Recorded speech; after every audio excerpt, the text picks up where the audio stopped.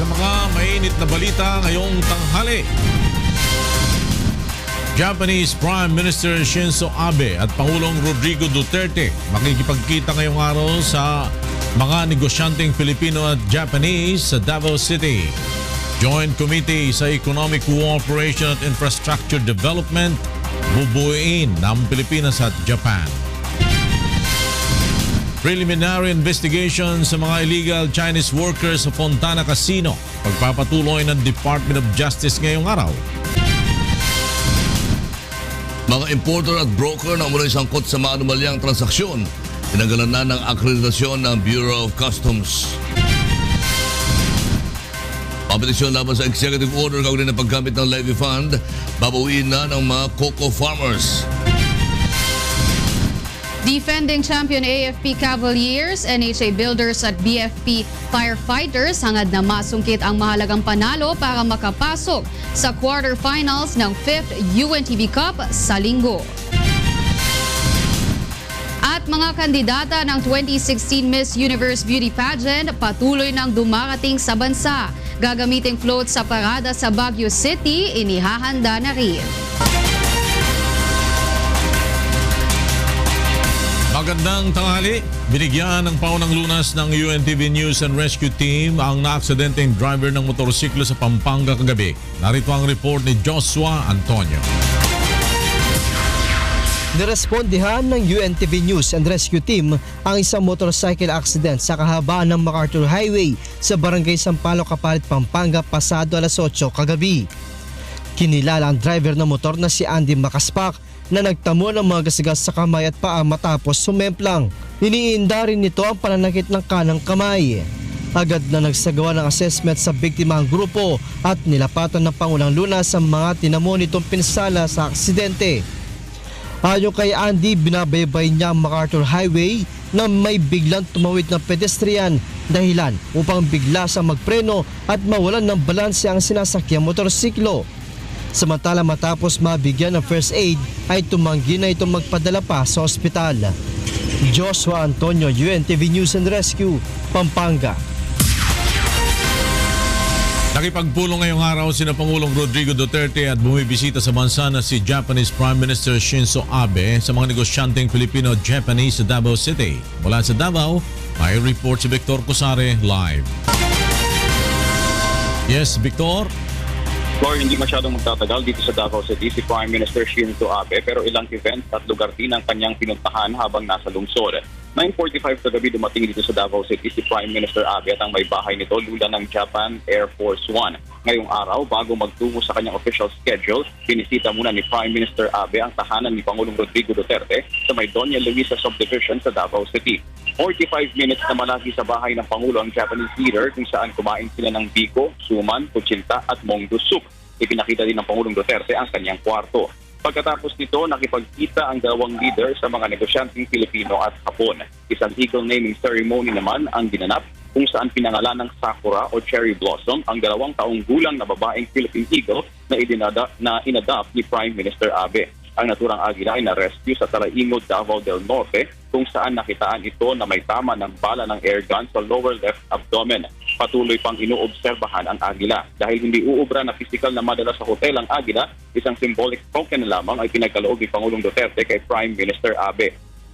Bibisitahin din ng Japanese Prime Minister ang Mindanao Hokusai Daigaku, isang tertiary school na itinatag ng mga Japanese descendants at tinutulungan ng mga Hapon na tumira sa Pilipinas. Pasado alas 12 naman ng tanghali, lilipad na paalis ng Davao City si Prime Minister Abe at sunod na pupuntahan ng Japanese leader ay ang Australia, Indonesia at Vietnam. Lord?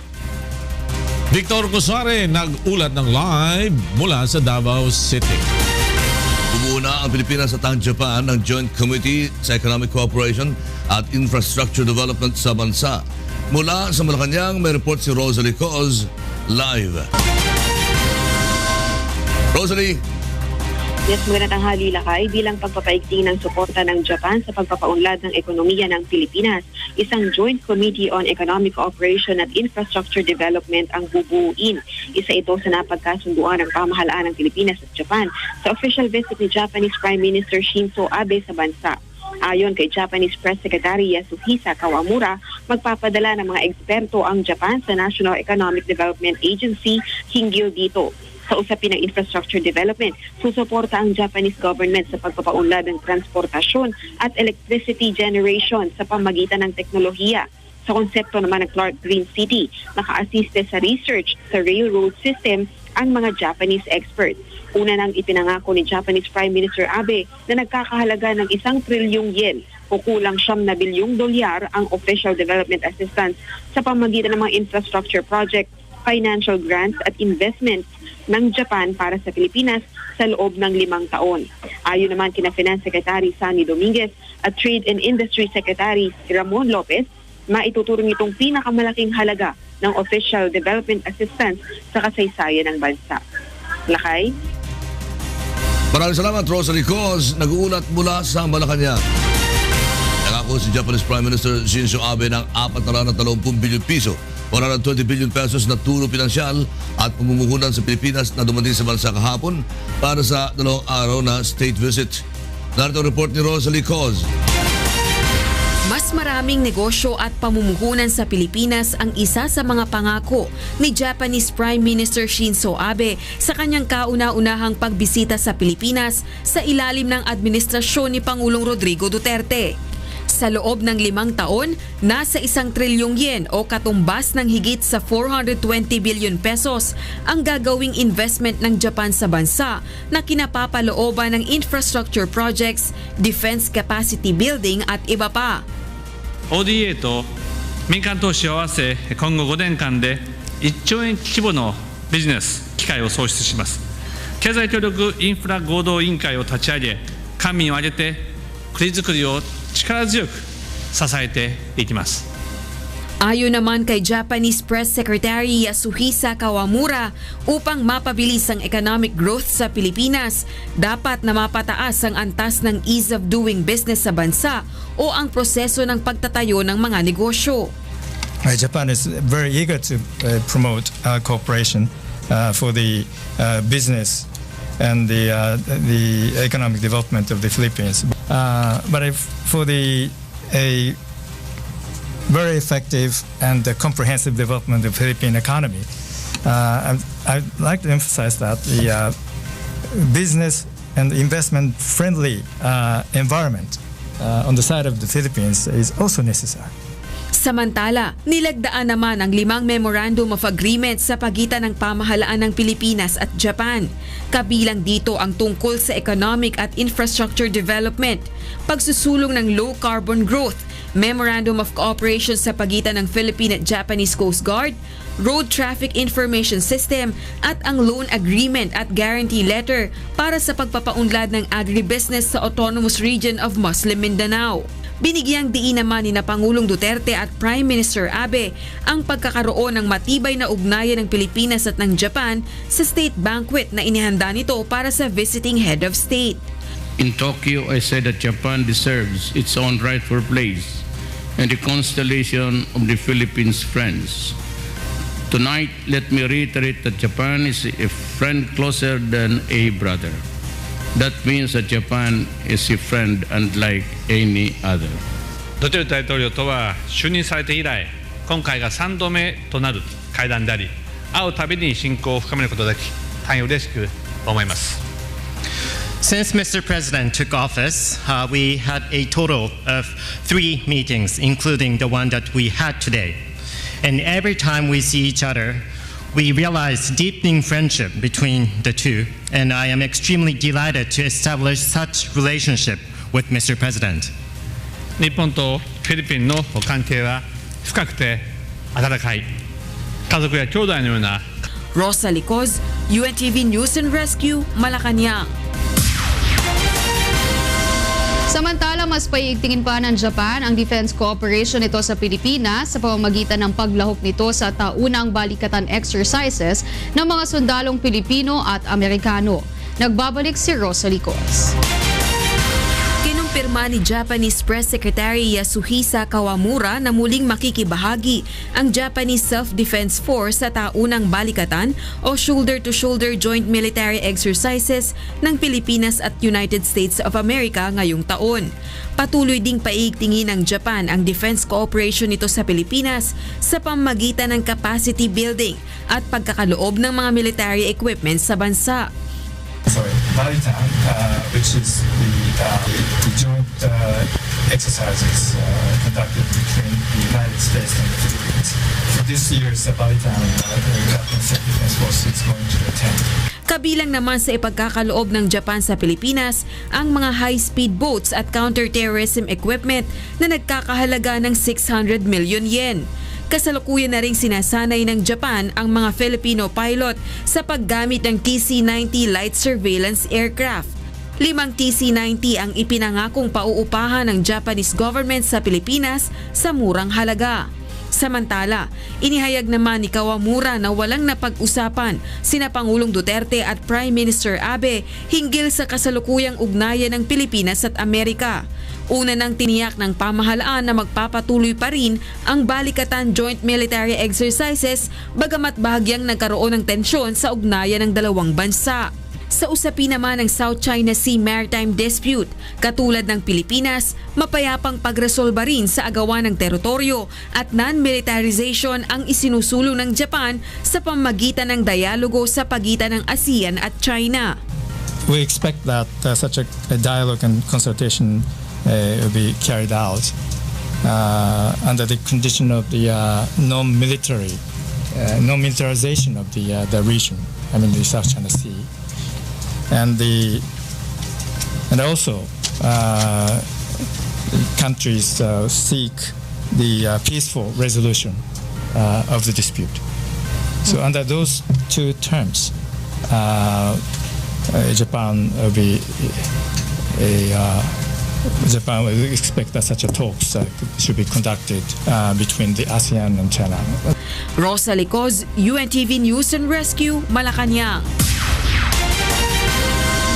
Iba pang balita, patuloy nang dumarating sa bansa mga kandidata ng 2016 Miss Universe na idaraos dito sa bansa sa katapusan ng Enero. At mula sa NAIA Terminal 1, may report si Rina Villamor Camara live.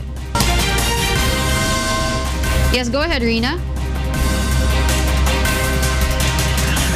Magandang tanghali sa iyo, Waila. Patuloy pa rin pagdating ng mga kandidata na maglalaban-laban sa titulo bilang 2016 Miss Universe. Kaninang madaling araw ay dumating na dito sa bansa si Miss Venezuela at Miss Jamaica. Alas 9 naman ng umaga na abutan natin si Miss Austria Dajana Zinic na hindi nagpa-unlock ng interview dahil sa pagod sa biyahe na dumating dito kasama ang kanyang ama. Inaasahan din natin ang pagdating nila Miss Germany at Miss Norway sa mga oras na ito. At mamayang hapon at gabi nasa listahan pa rin sina Miss Croatia, Miss Portugal, Miss Colombia, Miss Puerto Rico, Miss France, Miss Slovenia at Miss Sweden. Halos nasa 20 kandidata pa ang aabangan natin dito sa NAIA Terminals 1, 2 at 3. Excited na rin sila na magtungo sa iba't ibang tourist destination sa ating bansa.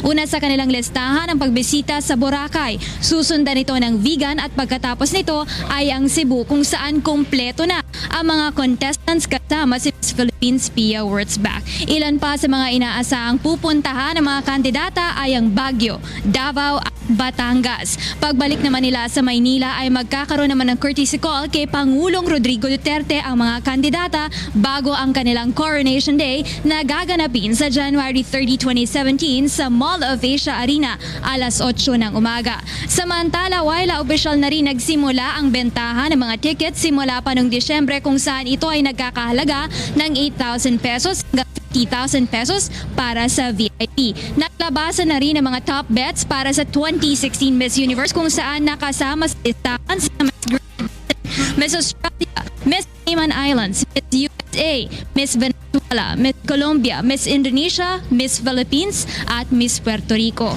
Mamayang hapon naman, Waila, may ilan sa mga kandidata ang nakatakdang mag-photoshoot sa may Intramuros area sa Fort Santiago at Manila Cathedral. At delayed naman dito ang pagdating nila Miss Dominican Republic at Miss Nigeria na bukas pa lamang darating sa ating bansa. Yan muna ang latest mula dito sa NAIA Terminal 1. Balik sa iyo, John. Maraming salamat sa Irina Villamor Camara mula sa NAIA Terminal 1. Susunod, akreditasyon ng mahigit 100 importer na umano'y sangkot sa katiwalian, tinanggal na ng Bureau of Customs.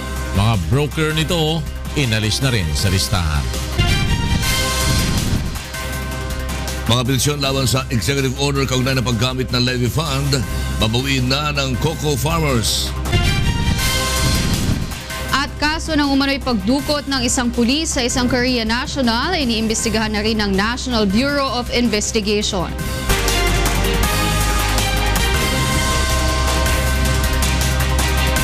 Tinanggalan na ng accreditation ng Bureau of Customs sa mga importer at broker na napag-alamang may mga maanumalyang transaksyon. Mula sa Maynila, may report si Aiko Miguel live. Aiko. Magandang tanghali, Floor. Inilabas na nga ng Bureau of Customs ang listahan ng mga importer at broker na naimbestigahan nilang may maanumalyang transaksyon kaugnay ng importasyon ng mga produkto sa bansa. Sa kabuuan ay may 71 na mga importer at broker ang napag-alaman ng Bureau of Customs na may mga illicit trade. Tinanggalan na sila ng accreditation sa loob ng ahensya. 44 dito ay mula sa Port of Manila. 27 ay mula naman sa MICP o sa Manila International Container Port Terminal. Ito ang resulta ng kanilang investigasyon mula July hanggang December 2016. Simula nang umupo bilang commissioner si Nicanor Fealdon. Simula naman noong Martes, binigyan sila ng 3 araw upang ipaliwanag ang kanilang panig kaugnay ng mga natuklasan ng Bureau of Customs. Sa ngayon, Floor, ay 5 pa lang na importer at brokers ang nagsumite ng kanilang mga sagot.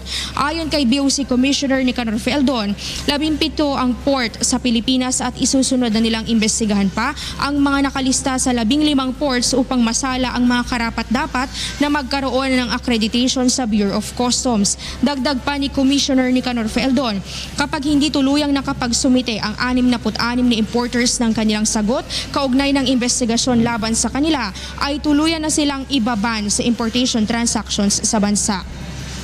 Floor, 11,000 ang accredited na importers at brokers sa Pilipinas, ngunit ayon kay Commissioner Fealdon ay maaari pa itong mabawasan ng halos sa kalahati sa bilang nito kapag sila ay napatunayang may kinalaman sa mga maanumalyang transaksyon pagdating sa importation ng mga produkto. At panawagan rin ni BOC Commissioner Nicanor Fealdon sa mga importer at broker na may nalalamang anumang maanumalyang transaksyon o smuggling practices ay maaaring idulog sa kanilang tanggapan upang mabigyan ng aksyon at matanggal sa pwesto ang sinumang opisyal na may kinalaman sa mga illegal na transaksyon sa loob ng ahensya. Yan muna ang latest live. Balik sa iyo, Floor. Aiko Miguel, nagulat na live mula sa Maynila.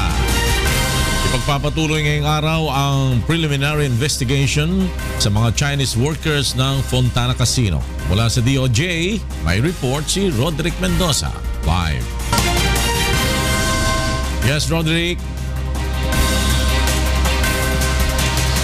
Flora, itutuloy mamayang alas 2 ng hapon ng DOJ Prosecution Panel ang preliminary investigation sa mga reklamong illegal online gambling laban dito sa mga Chinese nationals na kasama doon sa mga naaresto sa Fontana Casino sa Clark, Pampanga nitong nakaraang Nobyembre. Huling pagkakataon na ng mga Chinese na sagutin ang reklamong isinampa ng Office of Cybercrime ng Department of Justice. Sa pagdinig noong December 16, nabigo ang mga Chinese na magsumite ng kanilang counter affidavit dahil hindi dumating ang kanilang abogado. Inaresto ang 39 na Chinese illegal workers sa Fontana Casino sa Clark, Pampanga noong November 24 at naharap sa kasong illegal online gambling. Kasalukuyan ding naharap sa deportation proceedings sa Bureau of Immigration ang mga respondent. Una nang sinabi ni Justice Secretary Vitaliano Aguirre na mababaliwala na ang reklamo laban sa mga Chinese kapag voluntaryo silang nagpa-deport pabalik ng China. Ngunit kasama na sila sa mga blacklisted na foreign nationals na hindi napapayagang makabalik pa ng bansa.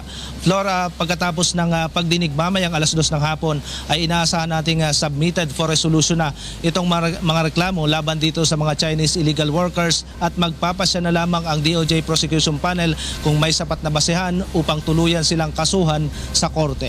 Flor? Maraming salamat sa iyo, Roderick Mendoza. Nagulat na live mula sa DOJ. Nagsasagawa na rin ang investigasyon ng National Bureau of Investigation sa pagdukot sa isang Korean national na umano'y kinasasangkutan ng isang pulis. Narito ang report ni Roderick Mendoza.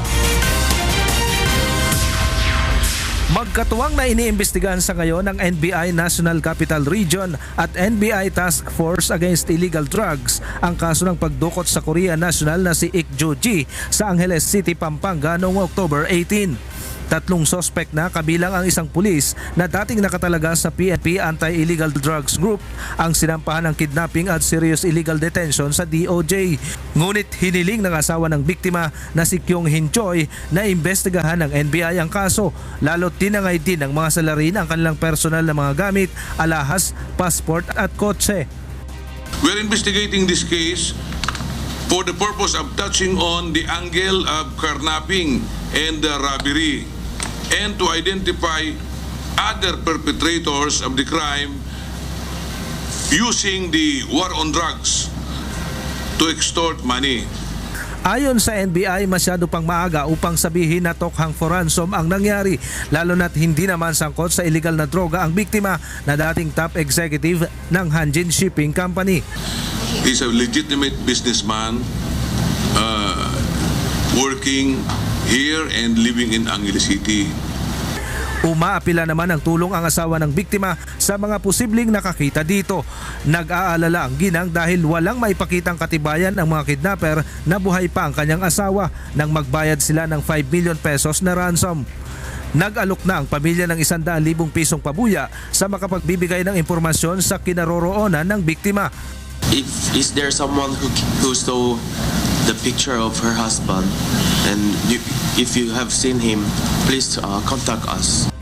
Nanawagan din ang pamilya ng biktima sa DOJ na pabilisin ang investigasyon upang madakip na ang mga sospek.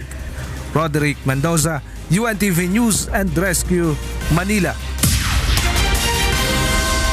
Ipinahayag ng Philippine National Police Legal Service na tumaas pa ang bilang ng mga pulis na nasampahan ng kaso kaugnay ng anti-drug war ng pamahalaan. Narito ang report ni Lea Ilagan. Dumami ang bilang ng mga pulis na humihingi ng tulong sa Philippine National Police Legal Service dahil sa mas pinag-igting na kampanya ng pamahalaan laban sa iligal na droga. Ayon kay PNP Legal Service Public Information Office Chief Police Superintendent Lynette Tadeo, nasa 10 pulis ngayon ang kanilang tinutulungan mula sa Region 2 at Region 7 mula sa 2 bilang na pulis lamang bago pumasok ang Duterte administration. Aniya, ang nasabing mga pulis ay sinampahan ng kaso ng kaanak ng mga napapatay sa PNP legitimate drug operations. Ang mga cases po nila is criminal case, 8 out of 10 is criminal cases and 2 are administrative cases. Ayon pa kay Tadeo, dumadaan sa masusing investigasyon at pag-aaral ng board ang bawat pulis na humihingi ng legal assistance upang masigurong hindi ito lumabag sa PNP operational procedures sa isinasagawang operasyon. Maaari naman aniyang mag-apply para sa free legal assistance ang pulis na may ranggong mula PO1 hanggang star rank. Isa lang naman po yung determination na dapat naming gawin sa mga applicants. Yun po is kung service-related ba? Service-related ba to? Or kung wala bang mga abuses na nagawa itong aming subject applicants para i-grant namin siya. Kung maaaprubahan ang hiling na free legal assistance ng isang pulis, ay entitled ito sa direct legal representation. Nangangahulugan na ang abogado mula sa PNP Legal Service ang dadalo sa bawat hearing. Maaari din namang kumuha ng abogado ang isang pulis at ibabalik na lamang ng legal service ang nagastos na mga ito dahil kulang sila sa abogado sa ngayon. Meron kaming 96 na lawyers including our director. And medyo may kakulangan talaga. As of now, meron kaming kulang na 190 plus na lawyers. Nilinaw naman ng opisyal na hindi kabilang ang grupo ni na Police Superintendent Marvin Marcos sa kanilang tinutulungan dahil hindi naman sila nag-apply ng free legal assistance. Tiyak din aniyang idadaan ito sa masusing proseso, lalo't may question sa proseso ng pagsalakay ng mga ito sa Baybay Sub-Provincial Jail kung saan nakakulong si Albuera Mayor Rolando Espinosa Sr. Leia Ilagan, UNTV News and Rescue. Cam Krame. Ipinaubaya na ng Malacanang sa mga mambabatas ang pagpapasa ng panukalang batas hinggil sa death penalty. Ayon sa Malacanang, irespeto ni Pangulong Rodrigo Duterte ang Kongreso bilang co-equal branch ng ehekutibo. Sinabi rin ng Malacanang na tiwala si Pangulong Duterte sa mga mambabatas na batid ng mga ito na ang muling pagpapatupad ng death penalty ay para sa kapakinabangan ng bansa. Nainiwala rin ang Pangulo na kapag naibalik na ang death penalty ay maibabalik ang respeto ng mga mamamayan sa batas at masisiguro na mapaparusahan ang mga gumagawa ng karumal-dumal na krimen. Mariing tinututulan ng Child's Right Network ang pagpapababa sa edad ng criminal liability ng mga kabataang nakakagawa ng krimen. Narito report ni Aiko Miguel.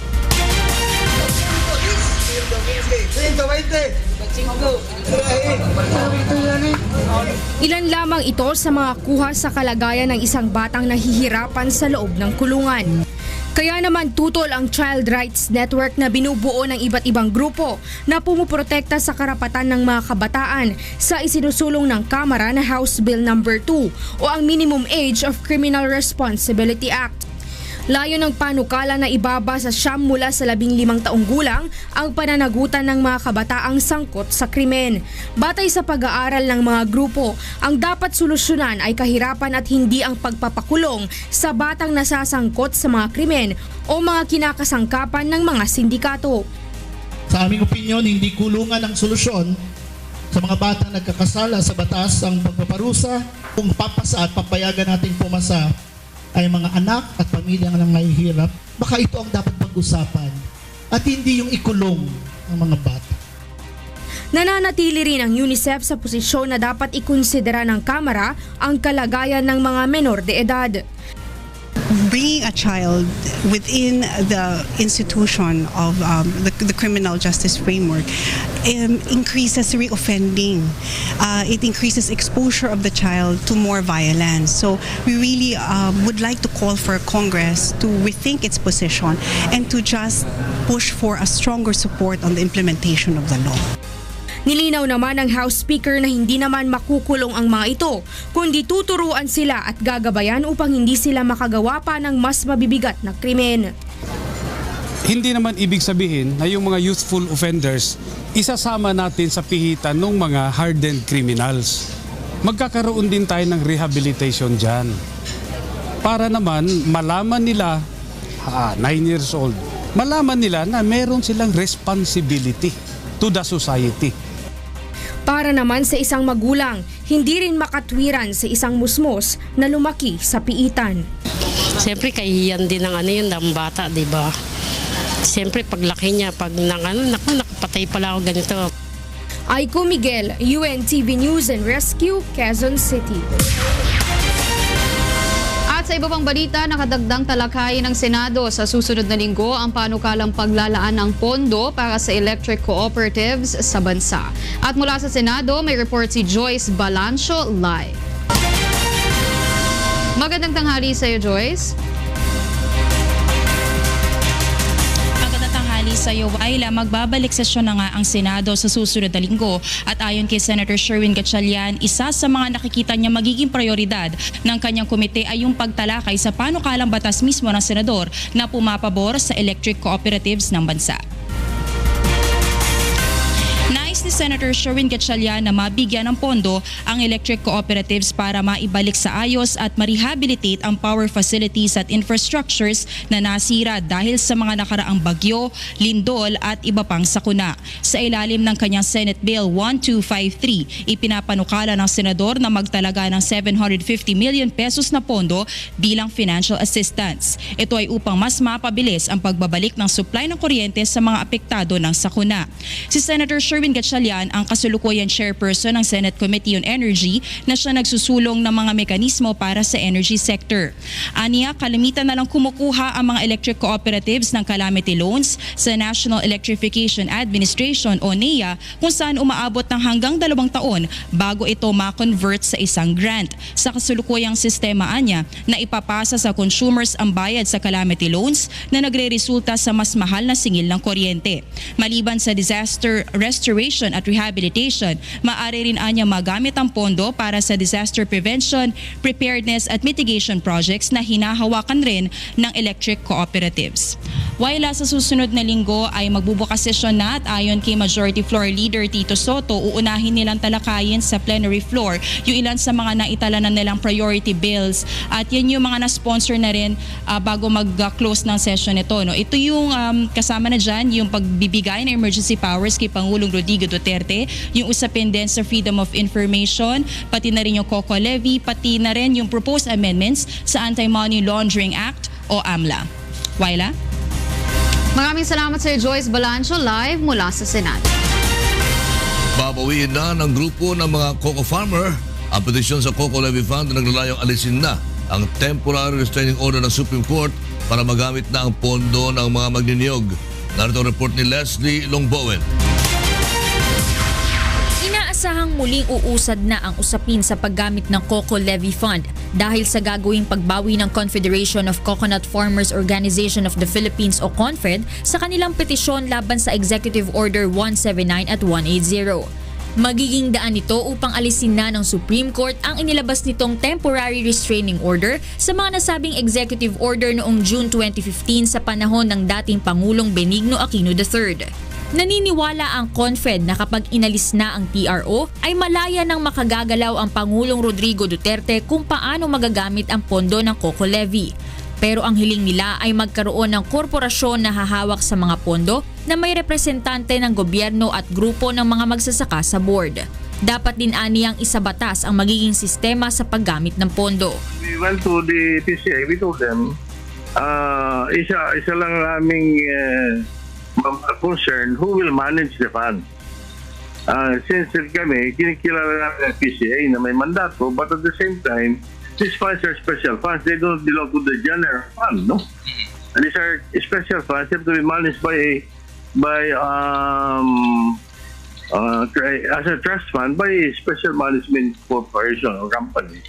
That has to be legislated. Subalit ang tanong naman ng Coconut Industry Reform Movement, kung ipapatupad pa ba ang Executive Order 179 na una nang tinutulan ng grupo dahil sa probisyon ng privatization sa mga ari-ariang posibleng pinakikinabangan pa ng mga magninyog hanggang ngayon.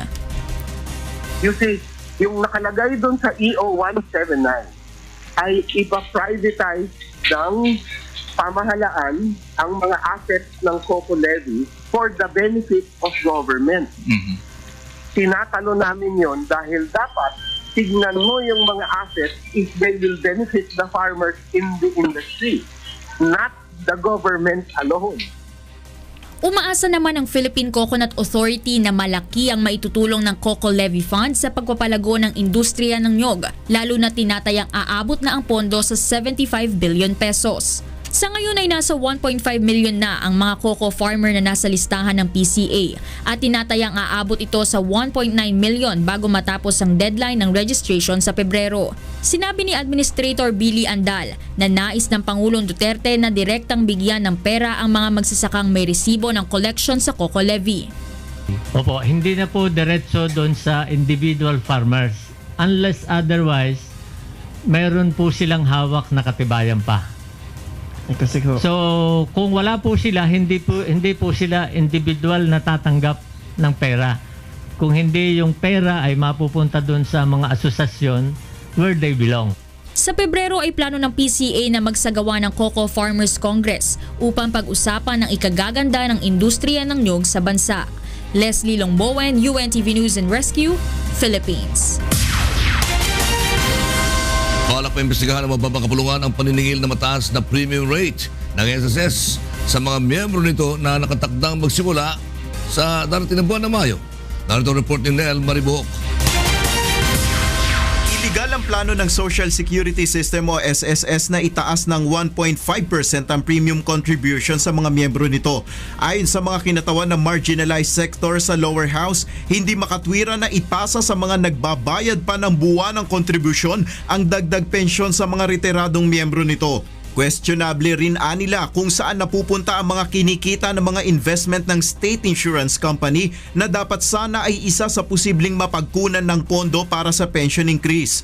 Dahil dito plano ng mga kongresista na isulong sa lower house na imbestigahan ng ahensya. I think it's time we also study talaga this 1.5% increase sa SSS. The 1.5% increase in premium, to my mind, might be too much for the employers.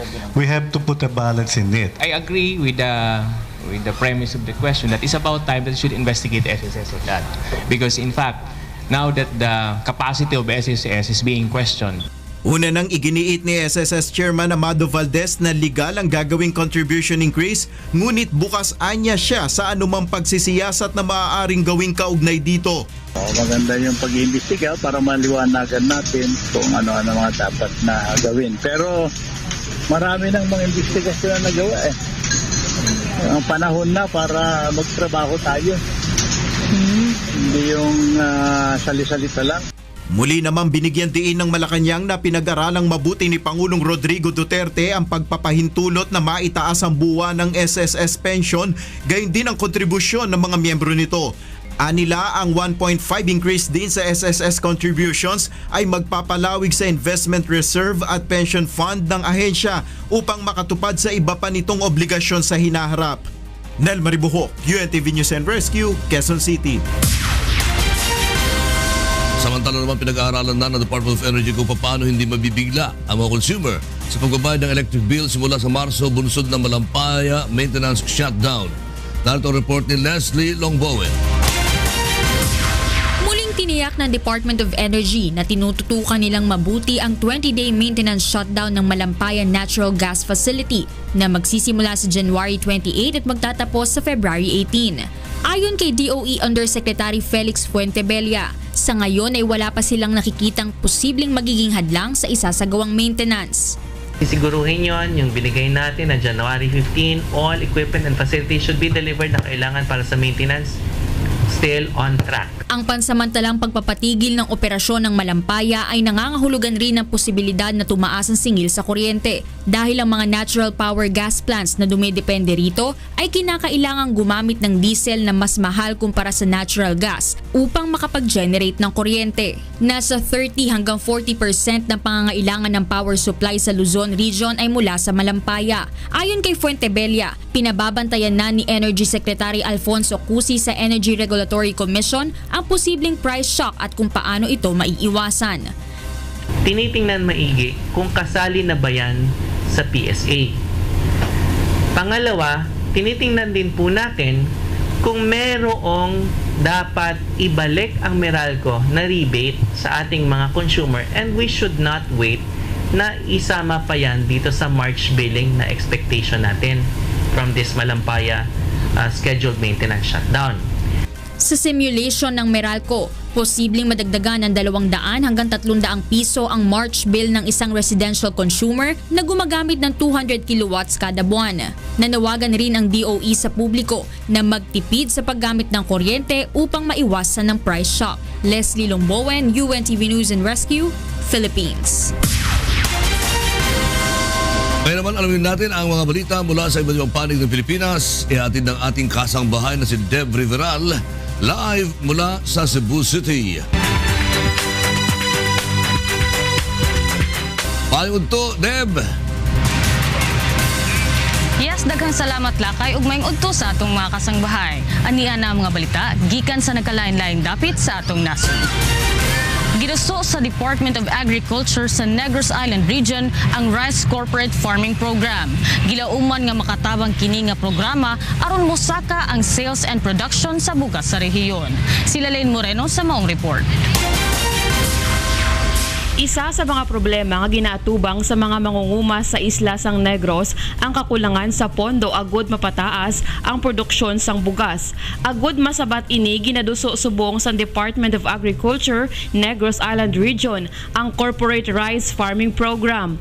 Isa ini kakasugtanan nga ginpirmahan sa mga Farmers Association sa tunga sa DSWD, DA, Farm Service Provider, local government units kag iban pa nga concerned agencies. Nga ang aton mga farmers buligan sa pagmarket sang ilang rice and for the purpose of increasing their income. So as this will contribute to food security and sufficiency.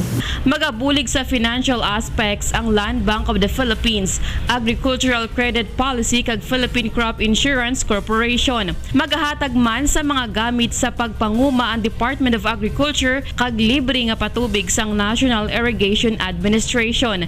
Iga proseso naman sang Farm Service Provider ang tanan nga maani nga palay kag baklon sa DSWD sa balor nga 32.50 kada kilo. Agud ipanghatag sa mga beneficiaries sini. May captured market kami, labi na gid kung mabudlay magbaligya sang bugas kag nag-down ang price. Pamaagi sini masiguro sa mga mangunguma nga mapataas ang produksyon sang bugas kag mapadasig ang processing kag marketing kag mataas ang ila income. Lalaine Moreno, UNTV Balita kag Rescue, Negros Occidental. Gipadala na sa Mega Rehabilitation Center sa Nueva Ecija ang unang batch sa mga drug surrenderers sa Calabarzon Region. Ani ang report ni Sherwin Kulubong. Kabilang ang 23 drug surrenderer mula sa bayan ng Padre Garcia sa Batangas sa mga unang ipinadala sa Mega Drug Abuse Treatment and Rehabilitation Center sa Port Ramon Magsaysay, Palayan City, Nueva Ecija. Ayon kay Calabarzon, PIO Chief Police Superintendent Chita del Gawiran, mayroong mahigit 700 drug surrenderers ang Padre Garcia. Ngunit 23 pa lamang ang inirekomenda ng Municipal Health Office na sumailalim sa rehabilitasyon. Itong 23 na ito ay base dun sa recommendation ng Municipal Health Office. So, sila ang nag-identify kung sino yung kailangan ng mag-undergo ng drug abuse treatment and rehabilitation. Dagdag pa ni Gawiran, libre at walang gasto sa Mega Rehabilitation Center kumpara sa mga pribadong rehabilitation center na nagkakahalaga ng 10 hanggang 15,000 piso kada buwan. Well, of course, hanggat maaari, gusto natin voluntary, no? Yung ang ginagawa ng PNP is pinapag-uusapan talaga yung family, in-explain sa kanila. Actually, itong families ng itong 23, hesitant sila. Marami silang mga agam-agam o fears, pero naipaliwanag naman sa kanila ng maayos.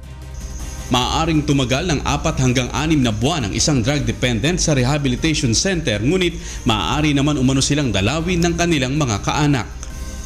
Ayon sa Calabarzon Police, mahigit 137,000 ang mga drug surrenderer sa buong rehiyon, ngunit hindi pa nila tiyak kung ilan sa mga ito ang dapat isailalim sa rehabilitasyon.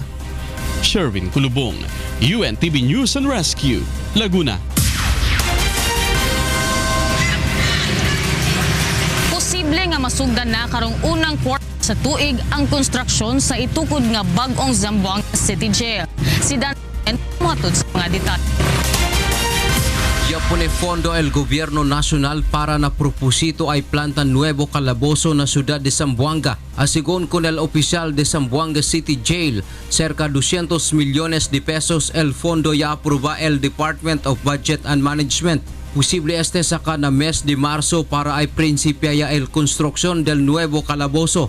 Mientras tanto, el gobierno local el tabusca lotes donde ay planta pasilidad cerca na Regional Police Office. So meron na po tayong pondo niyan by this year. So hopefully, yung local government makapag-provide din sa atin ng area for yung lot donation. Kasi hindi po makapag-patayo kung wala po donated lot to the local government. Actualmente, congested ya el City Jail que tiene un total de 2,286 preso, que 800 lang justo era. Chinelang también 23 celda por eso de la azúcar na un celda, el 98 hasta 115 peso, que chinelang era 40 hasta 90 peso. Now we have already 668% congested. Masyadong masikip na. Oo, 668%. So, we are letting them to use the lobby, yung harap ng selda nila, after the head count. Aparte con este, na centro también del ciudad El Calabozo. Por eso, peligroso este na mga residente especialmente que alcanza na 126 mga high-risk inmates, el actualmente na Calabozo incluido mga miembros del MILF, MNLF y Abu Sayyaf. Danteamento Une TV Noticias y Rescate, Ciudad de Zamboanga.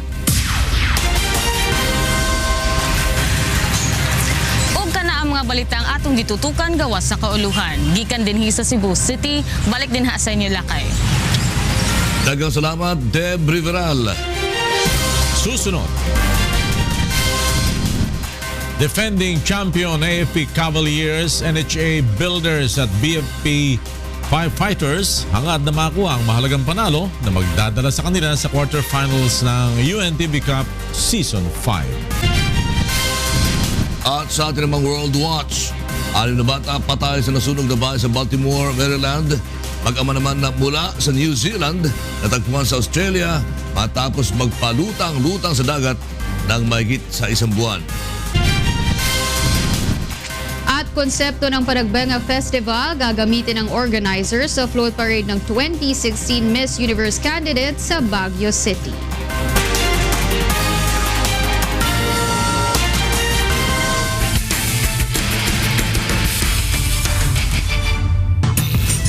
Hangad ng defending champion AFP Cavaliers, NHA Builders at BFP Firefighters na makuha ang mahalagang panalo na magdadala sa kanila sa quarterfinals sa pagpapatuloy ng aksyon sa UNTV Cup Season 5 sa linggo. Narito ang report ni Bernard Dadis.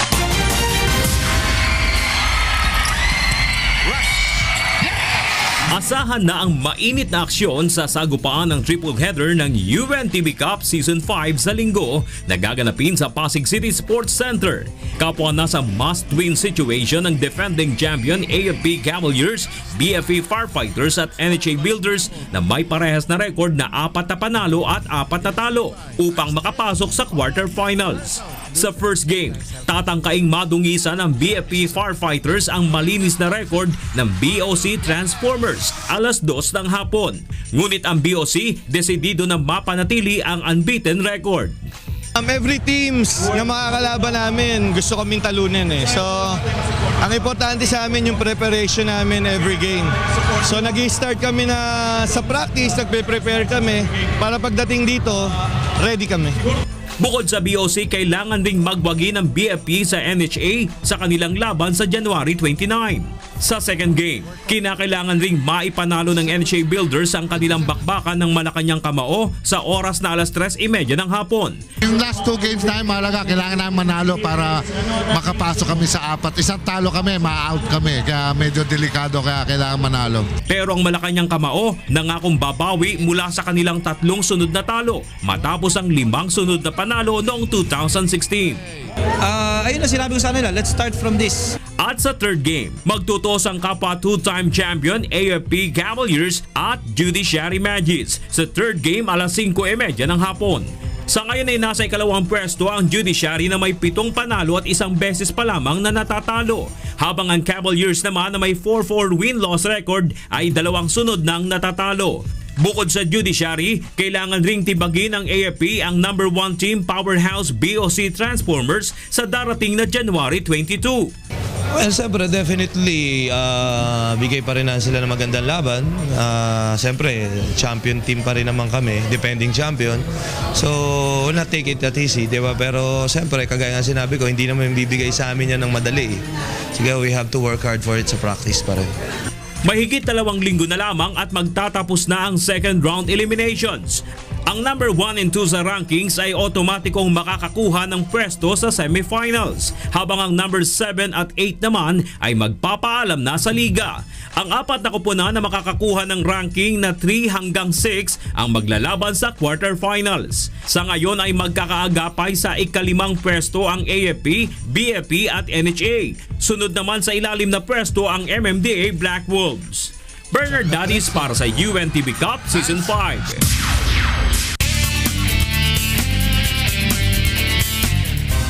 Patay ang 3 hinihinanang drug pusher sa magkakahiwalay na drug buy-bust operations sa Bulacan.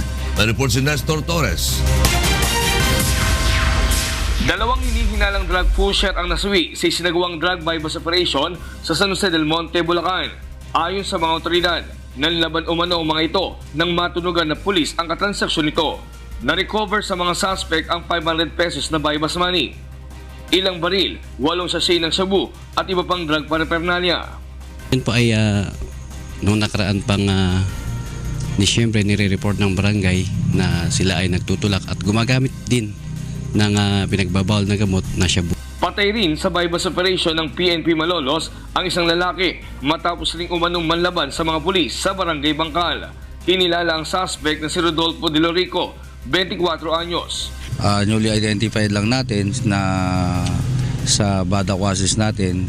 So ito mga to yung mga hindi nagsisuko at tuloy pa rin ang gawain nila sa pag-pushing ng binagbabawal na gamot. Ayon sa ina ni Rodolfo, dinukot umano ang kanyang anak noong Miyerkules ng gabi. Ang anak ko po naglalaro ng skateboard sa court. Tapos may dumating na van. Kinuha ang anak ko. Ang pulis daw yun eh. Hindi, wala na kasi wala ako doon sa court. Ang kasamahan lang niya. Dapat to hindi dinukot at hindi po pinatay. Nakuha sa napatay na suspect ang caliber 38 na baril at 500 pisong mark money. Samantala, isang bangkay ng lalaki ang natagpuan sa isang bakanting lugar sa barangay Gaya-Gaya, San Jose del Monte, Bulacan, pasado 1:00 kaninang madaling araw. Hinala ng pulisya, pinatay muna ang hindi pa nakikilalang biktima na tinatayang nasa edad 40 hanggang 45 bago itinapon sa lugar. Na-recover sa lugar ang isang basyo ng kalibre 45 baril at isang karton na may nakasulat na tulak at karnaper huwag tularan. Bangkay naman ng babae na putol ang ulo ang natagpuan sa barangay Quezon, Santa Maria, Bulacan kaninang madaling araw. Walang nakuwang pagkakakinanlan sa biktima maliban na lang sa suot nitong damit na kulay itim. Sa ngayon patuloy na inaalam ng mga otoridad ang pagkakakinanlan ng biktima at kung sino ang posibleng gumawa ng krimen. Nestor Torres, UNTV News and Rescue, Bulacan. At alamin naman natin ang mga balita sa labas ng bansa mula kay William Theo. Good afternoon, William. Good afternoon, Wyla, and to all our kasangbahay. Here are the top stories from around the globe. A New Zealand man and his 6-year-old daughter have landed in Australia after being missing at sea for more than a month. Nina Bascon has the full story. A New Zealand man and his 6-year-old daughter missing at sea for more than a month have landed in Australia after sailing their small, damaged yacht across the treacherous 2,000 kilometers of Tasman Sea. Alan Langdon, 46, and his daughter Q had planned a short journey from Kauai to the Bay of Islands on New Zealand's east coast. But after a storm damaged the yacht's rudder, they found themselves drifting out to sea. Langdon, an experienced sailor, says he had originally planned to sail to the Bay of Islands in New Zealand, but after stormy weather damaged his boat's rudder, he decided it would be safer to continue on to Australia. We were in a position with no rudder. We didn't have as many options, and we waited for the weather. The Tasman Sea is considered a difficult crossing due to the often stormy weather that plagues the ocean. Local resident Christine Davidson says she saw the pair dock. I could tell that they'd been at sea for quite a while. They'd, quite wobbly on the land and... Their arrival in Australia ends an international search for the pair. Langdon will spend a few days in Ulladulla fixing the broken rudder before sailing north to Port Kembla to be processed by Australian customs. Nina Bascon, UNTV News and Rescue, Melbourne, Australia. Meanwhile, in the United States, 6 children were killed on Thursday after a fire tore through a 3-story house in Baltimore, Maryland. The fire had engulfed the house by the time firefighters arrived on the scene, and its 3rd floor collapsed onto the 2nd floor shortly afterwards. The 6 children confirmed that killed included a baby, a toddler, a 3-year-old twin girls, and a 9-month-old. Authorities identified the mother as Katie Malone, a special assistant who had worked in the congressman's office for nearly 11 years. The cause of the fire was under investigation. And in Syria, a powerful blast caused by a suicide bomber hit a heavily policed district of the Syrian capital on Thursday, with at least 7 killed. The source was quoted as saying a suicide bomber blew himself in the Kafir Sousa neighborhood, where some of Syria's main security installations are located. The British-based Syrian Observatory for Human Rights, which tracks violence across the country, said the death toll was expected to rise, with several of the wounded in a critical condition. And those are the stories making headlines around the globe. Back to you, Wyla. Thank you, William Pio. Inihahanda na ng mga organizer sa Baguio City ang mga float na gagamitin para sa parada ng mga kandidata sa Miss Universe 2016. Narito ang report ni Grace Doctolero. Puspusan ang ginagawang pag-ayos sa floats na gagamitin sa parada ng Miss Universe 2016 candidates, kasabay ng kanilang pagbisita sa Baguio City. Inaasahang magiging katulad ng Baguio Flower Festival ang parada dahil sa makukulay na float ng mga kandidata na sasabayan pa ng street dancing. The parade will showcase the 3rd best festival in the Philippines. The usual thing that anybody will see in a Baguio Flower Festival parade will all be present during the 18th. 4 na floats ang gagamitin ng Miss Universe candidates. Isang nakalaan kay Miss Universe 2015, Pia Wurtzbach na ang disenyo ay halaw sa First Baguio Country Clubhouse noong 1905. Samantalang 3 ang para sa 32 kandidata ng beauty pageant. Fresh flowers ang gagamitin sa floats gaya ng orchids, stargazers, Casablanca, lilies at anthuriums. Siniguro naman ng organizers na ligtas at dekalidad ang pagkakagawa sa mga ito. Yung sinusundan talaga namin ang principles and elements of designing. Kaya kahit saan mo tignan, sa taas man, sa baba man, makikita mong kung gaano ka detalye. Grace Doctolero, UNTV News and Rescue, Baguio City. At yan ang mga balitang aming tinutukan at inaksyonan. Dahil sa aming pagbabalita, una ang pagkalinga sa kapwa. UNTVC News, may balita saan mang panig ng daigdig. Magandang tanghali at Happy Weekend!